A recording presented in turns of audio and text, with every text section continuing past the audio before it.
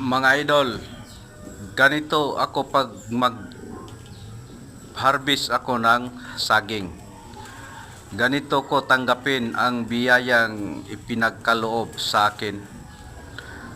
Hindi ko hayaan mga idol na babagsak agad sa lupa ang bunga ng saging sapagkat ito'y masira at mawasak. So ang ginagawa ko mga idol, kung kayo din mag-harvest ng saging, ganyan ang gawin ninyo. Kuha kayo ng kahoy pangtukod para hindi naman siya diretso o biglang babagsak. Lalo na pag malaki ang puno ng saging, malaki ang bunga niya, ganyan talaga ang gawin. Para ayos naman, maganda ang resulta sa pagka-harvest mo.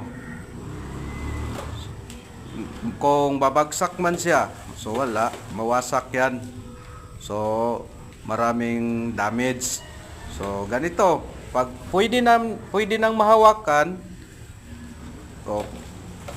katulad ganyan, pwede na mahawakan, so safety na yan.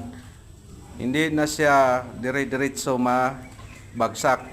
Kasi ang gawin mo dyan, alalayan mo, alalay lang, pagpababa, alalay lang. So katulad na niyan, alalay lang ang ginagawa ko. So tingnan ninyo mga idol. Hindi yan babagsak agad. Kita ninyo. So maraming salamat mga idol sa inyong walang sawa ding suporta sa akin. Maraming salamat po.